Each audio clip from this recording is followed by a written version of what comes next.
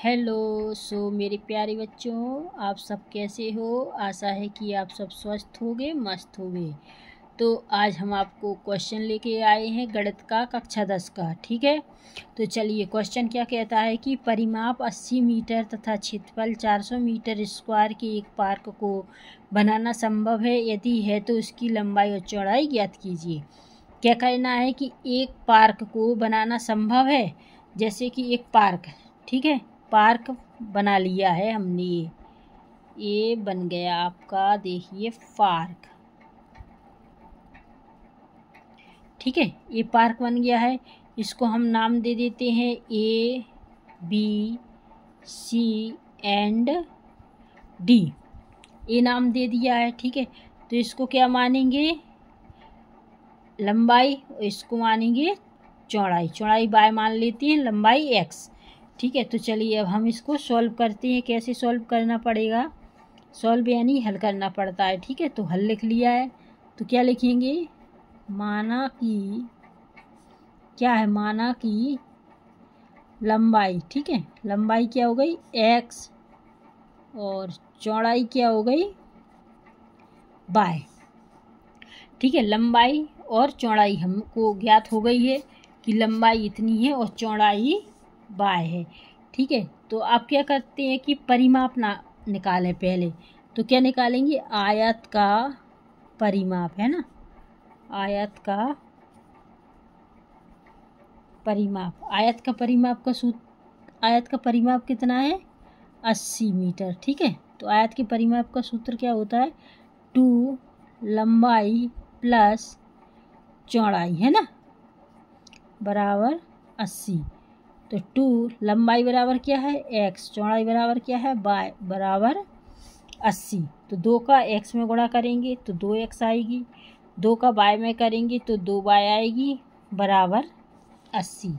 अब क्या कर सकते हैं कि 2 से भाग दे दो। इसमें 2 से भाग देंगे तो x बचेगी, 2 से y देंगे तो y बचेगी, और 2 से भाग देंगे तो ये 40 आ जाएंगे। ठीक है, तो x बराबर 40 प्लस के y है तो माइनस की y हो जाएंगी, और ये समीकरण 1।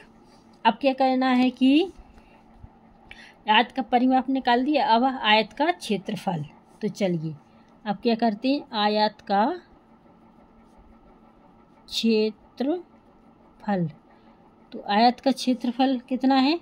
400 मीटर। ठीक है, 400 मीटर स्क्वायर है। तो आयत के क्षेत्रफल का सूत्र क्या होगा? लंबाई गुणित चौड़ाई बराबर 400। लंबाई कितनी थी? x, चौड़ाई कितनी थी? y, तो बराबर 400। तो ये हो गया आपका दूसरा समीकरण। अब क्या कर सकते हैं कि x का मान समीकरण 2 में रख दो, यानी समीकरण 1 का मान समीकरण 2 में रखने पर तो क्या लिख देंगे? x का मान समीकरण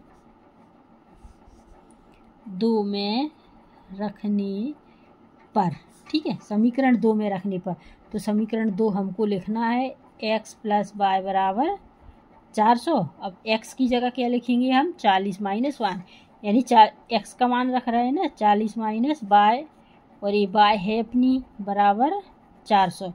अब 40 का y में देंगे गुणा तो 40y हो जाएगा, y का y में देंगे तो माइनस y स्क्वायर हो जाएगा, बराबर 400। अब y को करेंगे इधर, यानी स्क्वायर की पहले, तो माइनस की है तो माइनस की, फिर क्या जाएगा?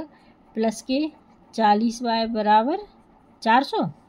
अब क्या करेंगे हम कि माइनस का कॉमा ले लेंगे, माइनस हटाएंगे, y स्क्वायर प्लस 40y, ठीक है, बराबर, सॉरी प्लस के थे तो वो प्लस के 400 बराबर 0। ठीक है, अब माइनस हट गया तो y स्क्वायर, ए प्लस के हैं तो माइनस के हो जाएंगे, है ना, तो y स्क्वायर माइनस 40y और प्लस के 400 बराबर 0।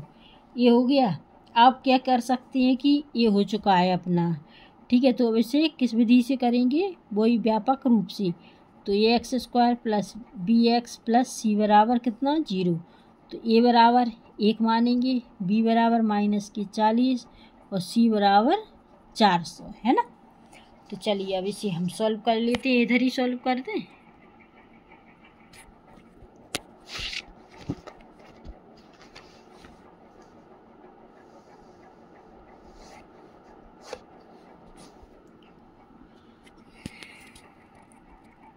तो चलिए